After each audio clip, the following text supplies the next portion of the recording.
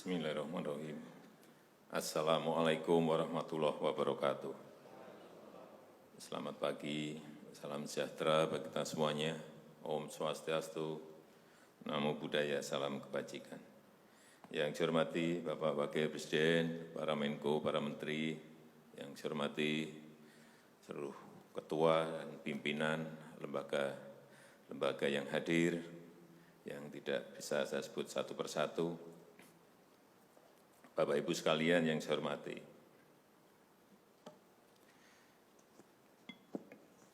suasana dalam 3 bulan ke belakang ini dan ke depan, mestinya yang ada adalah suasana krisis.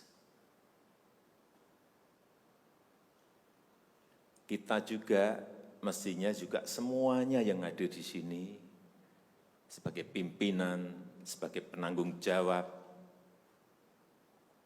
kita yang berada di sini ini bertanggung jawab kepada 260 juta penduduk Indonesia.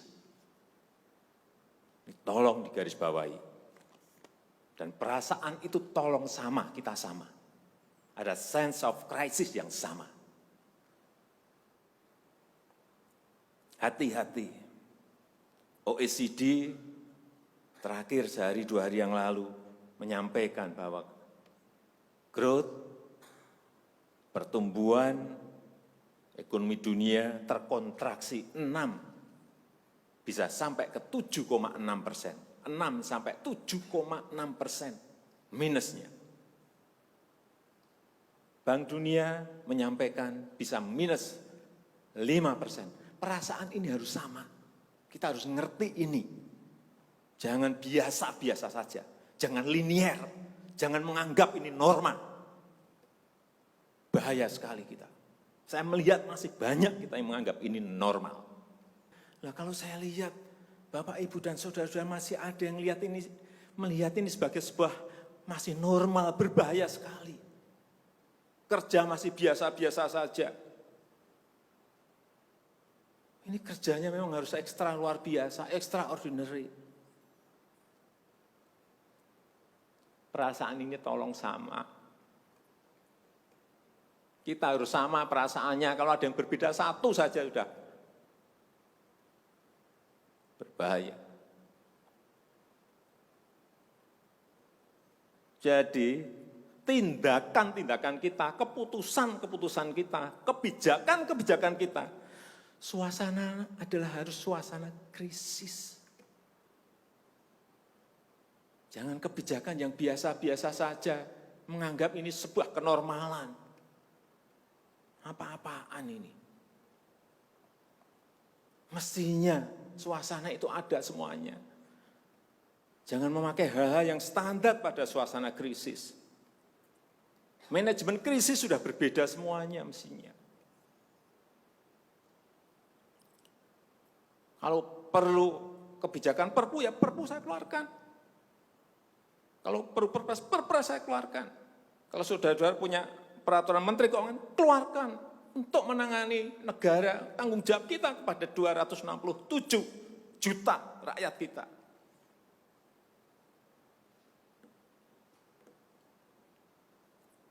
Saya lihat masih banyak kita ini yang seperti biasa-biasa saja. Saya jengkelnya di situ. Ini apa enggak punya perasaan? Suasana krisis.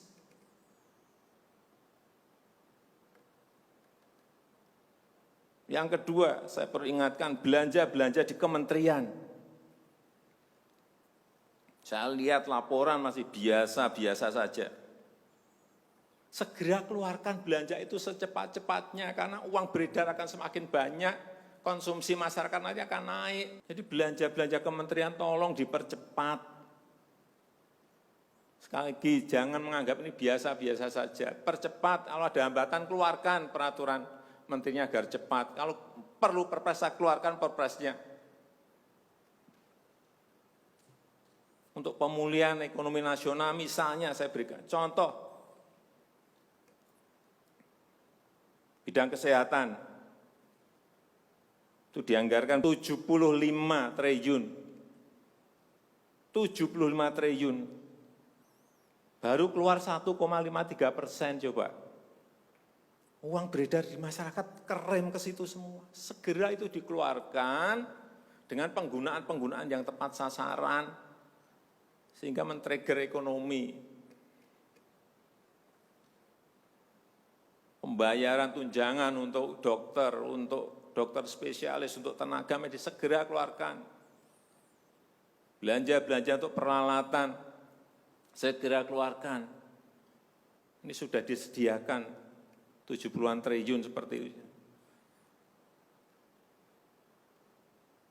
Bansos yang ditunggu masyarakat, segera keluarkan. Kalau ada masalah, lakukan tindakan-tindakan lapangan.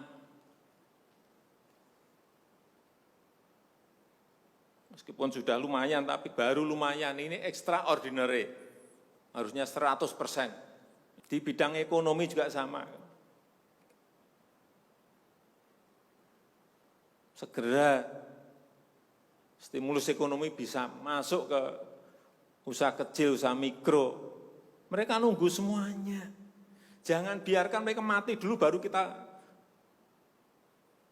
bantu, nggak ada artinya.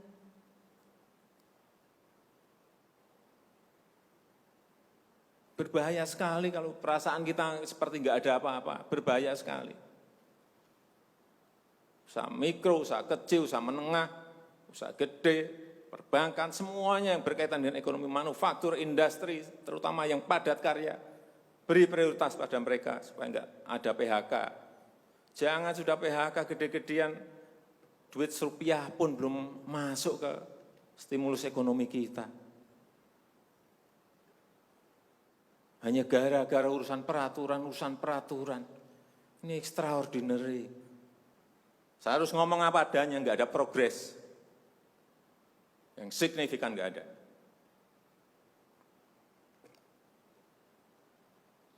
Kalau mau minta perpu lagi, saya buatin perpu. Kalau saudara belum cukup, asal untuk rakyat, asal untuk negara. Saya pertaruhkan reputasi politik saya.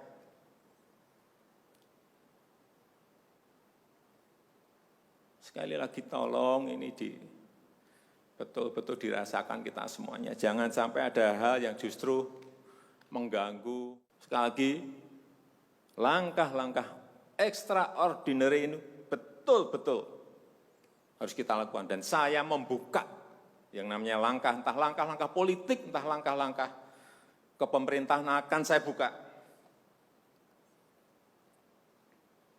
Langkah apapun yang extraordinary akan saya lakukan. Untuk 267 juta rakyat kita, untuk negara. Bisa aja membubarkan lembaga, bisa aja reshuffle, udah kepikiran kemana-mana saya. Entah buat perpu yang lebih penting lagi, kalau memang diperlukan, karena memang